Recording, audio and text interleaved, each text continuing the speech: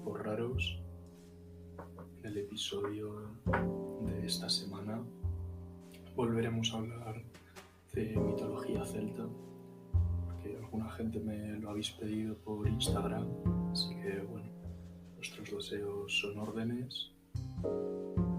Por eso os traigo una continuación del primer podcast que hice sobre este tema, que si no recuerdo mal es el primer episodio.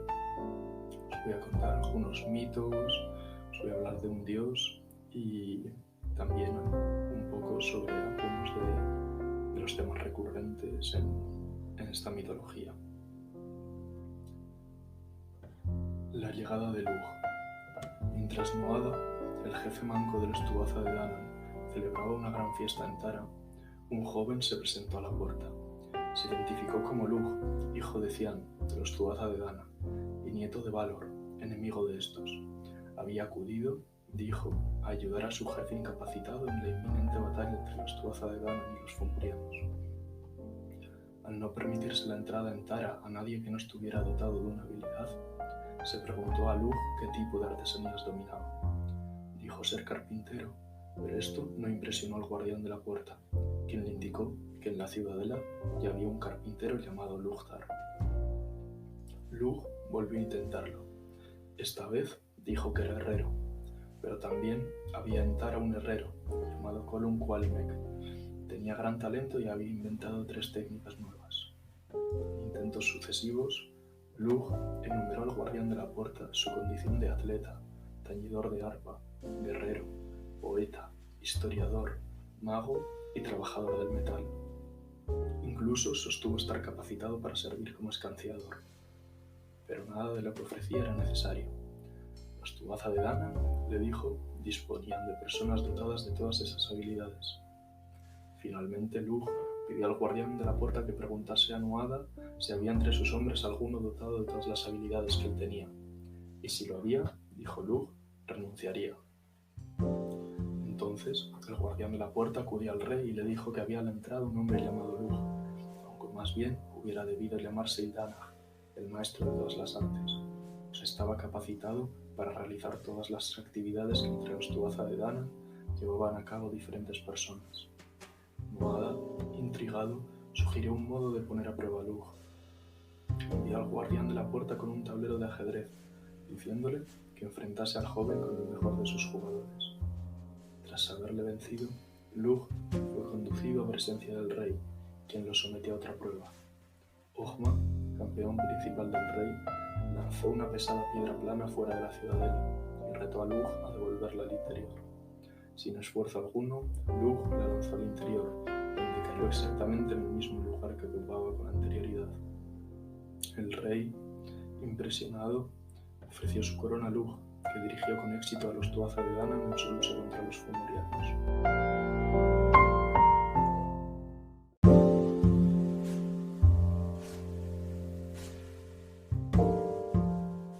Sobre la luz y la iluminación. Los celtas creían que en todos los aspectos de la naturaleza actuaban fuerzas divinas, y para ellos el principal fenómeno natural era el sol. Además de considerarlo fuente de la vida y causa de la fertilidad, le atribuían una fuerza sanadora y lo hacían responsable del bienestar de los difuntos. El dios irlandés Lugh está asociado al sol y a los cielos.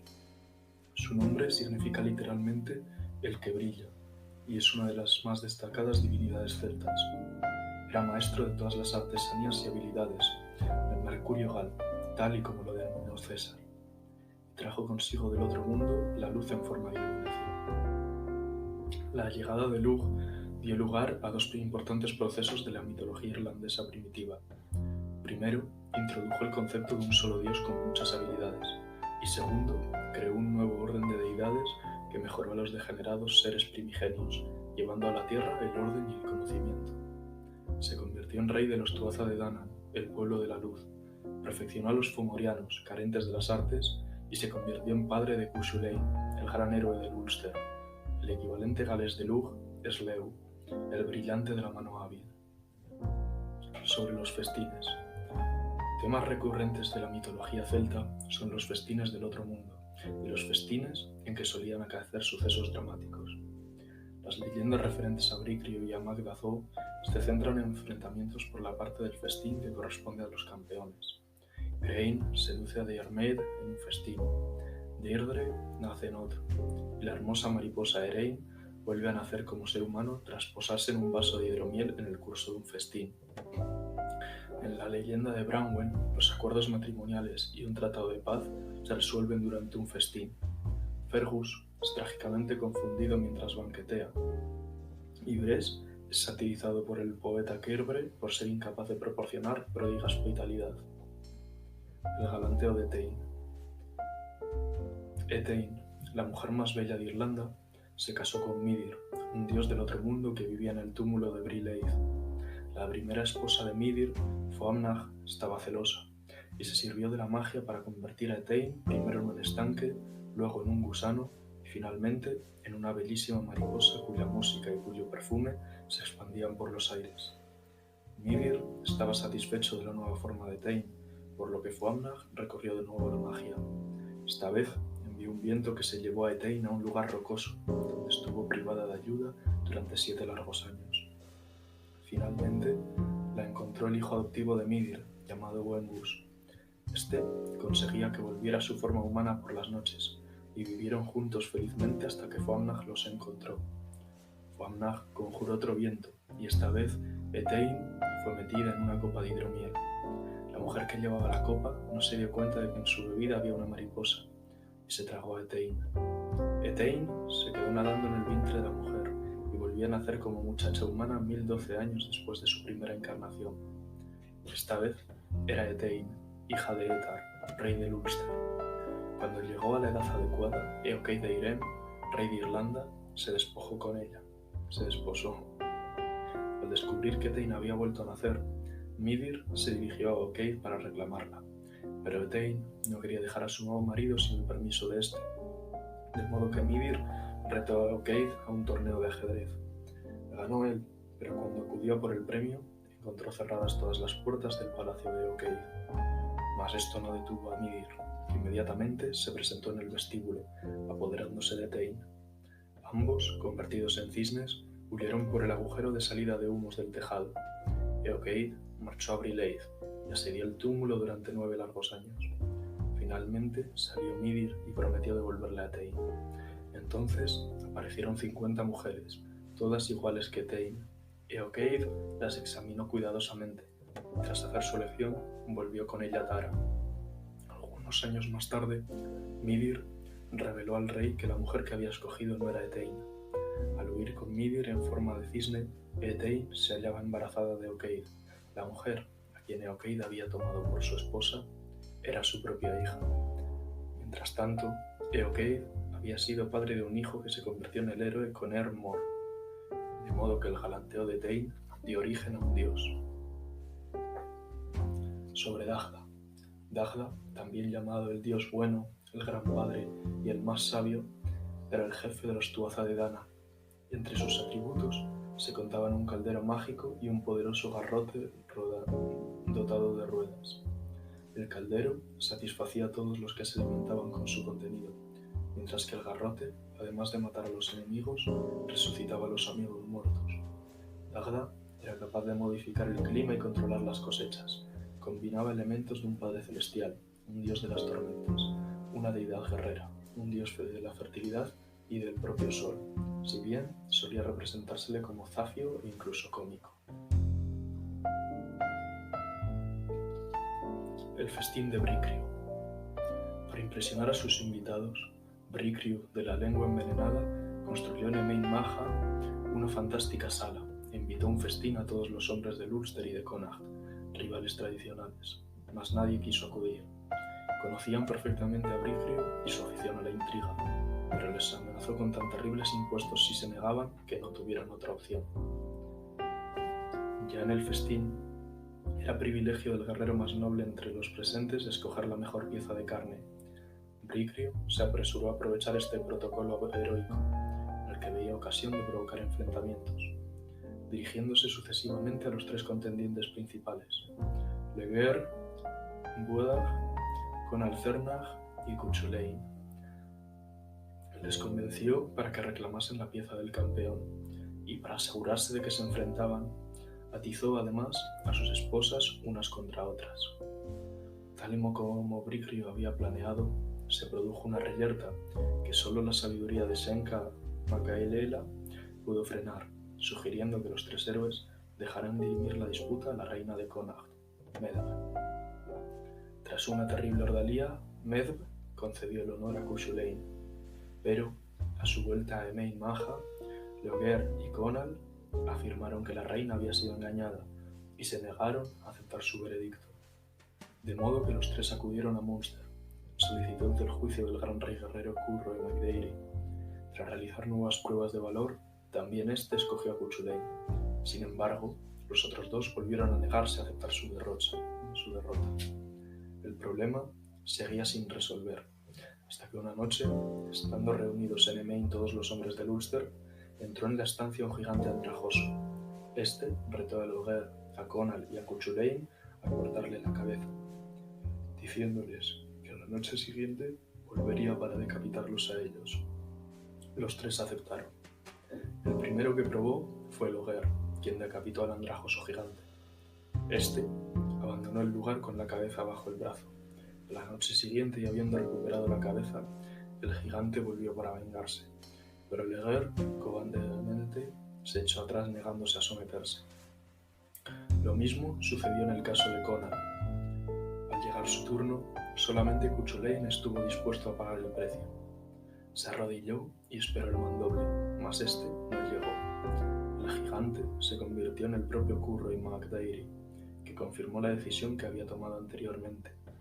A continuación, liberó a Cuchulainn de la ordalía y el héroe fue declarado campeón indisputado de Irlanda. Sobre los gigantes. Los gigantes están presentes en la mitología celta de varias formas. Hay héroes como el irlandés Finn MacCool o el galés Bran que son tan grandes que se les representa como gigantes. Hay también gigantes que son instrumentos en manos de los héroes, como Crenach, cuya espada era uno de los objetos que Culhwch debía arrebatar de manos de Olc. En otros casos, los gigantes se enfrentan, como Curroy MacDairy en el festín de Brigrio. Los restantes son bromistas y amables, o existen para someter a hombres más débiles. Las gigantas también son un rasgo de la mitología celta, Bevin en el ciclo feniano o Cimedith y Mainful en la leyenda de Branwen.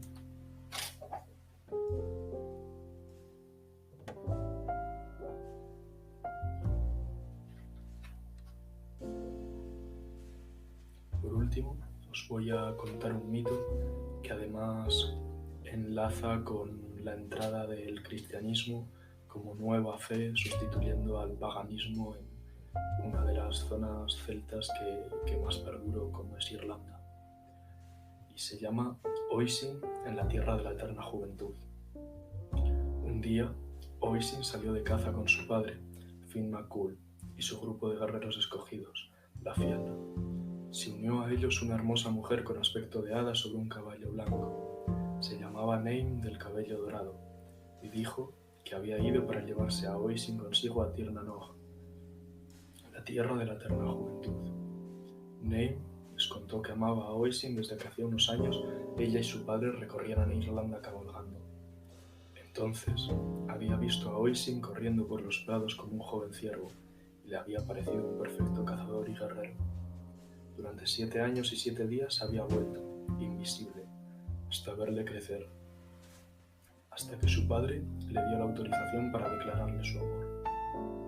Naim lanzó un hechizo sobre Oisin para que también él la amara, tras lo cual cabalgaron juntos sobre el concert blanco de Naim, cruzando lagos, ríos y el brumoso mar hasta llegar a Tir na Nog. Allí se casaron y vivieron felices durante 300 años, que a Oisin le parecieron tan solo 3 semanas.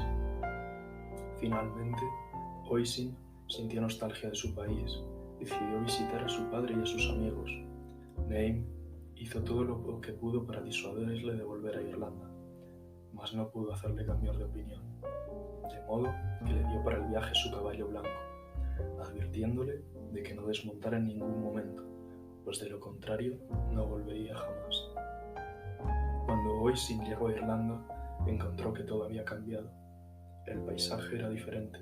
Su padre y la Fianna habían muerto hace ya mucho tiempo y reinaba una nueva fe. Oisin, profundamente entristecido, inició su viaje para volver con su feérica esposa. Pero al poco encontró a un grupo de campesinos que intentaban cargar una pesada piedra en un carro y que le pidieron ayuda. Oisin asintió de buena gana, pero al detenerse se le rompieron las riendas y cayó a tierra. Inmediatamente el caballo se desvaneció y Oisin se transformó de modo espectacular en un hombre viejísimo, ciego y a punto de morir. Fue conducido a presencia de San Patricio, que recorría el país predicando la nueva religión, y el santo le bautizó en la nueva fe. Además, puso por escrito algunas historias de los viejos tiempos, cuando Oisin y la Fianna gobernaban el país. Pero el guerrero poeta y el mundo que había conocido pronto desaparecieron para siempre. Como veis, esta es una de mis favoritas de la mitología celta.